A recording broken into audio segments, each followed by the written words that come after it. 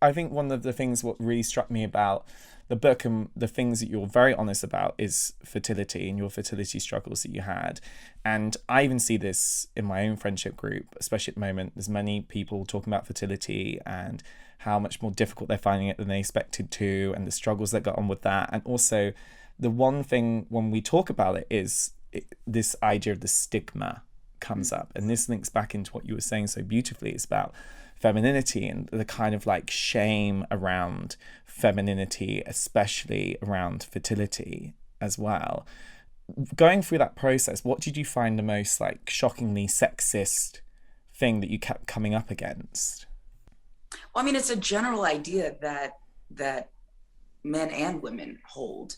We don't trust childrenless women.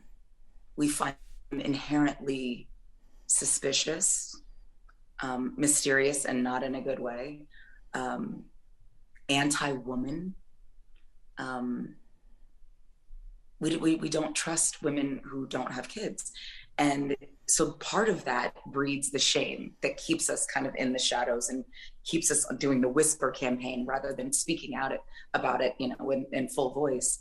But we shame women who have any difficulty, with things that should just come naturally. You guys are breeders, so breed like we're animals. And any kind of difficulty is to then be less of a woman.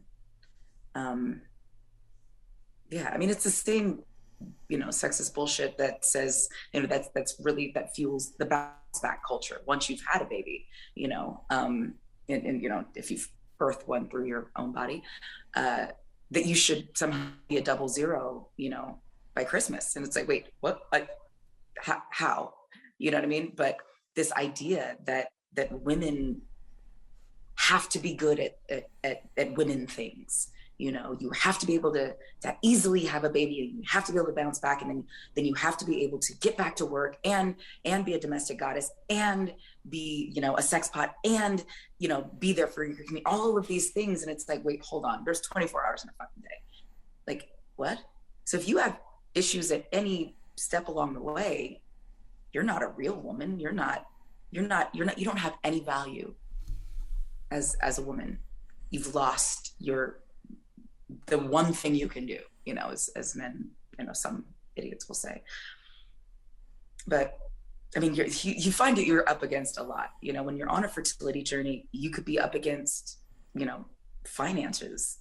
It's expensive to have for any kind of fertility issues. A lot of insurance doesn't cover it.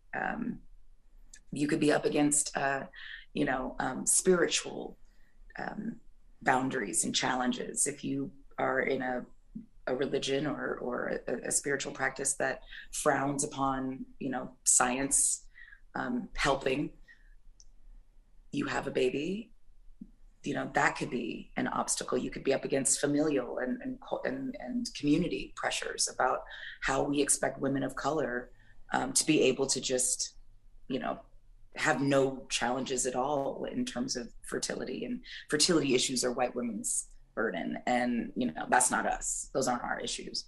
So you're up against, things constantly. And it just drives you into the shadows.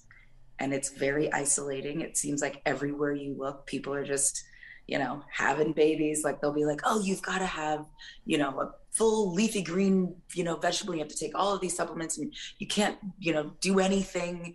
Everything has to be perfect. You also have to be a monk and all of these things in order to be pregnant. And then you look and you're like, oh my God, they're drinking a 40 and eating, Cheetos, and they're out all night, and like they just got pregnant and like no effort. And you just feel like such a loser, like such a fraud of a woman.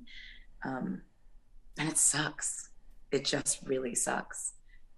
And if you combine any of those things, like race and socioeconomics and, age, it all ageism, it all comes together, to make a lot of our fertility journeys a lot more challenging.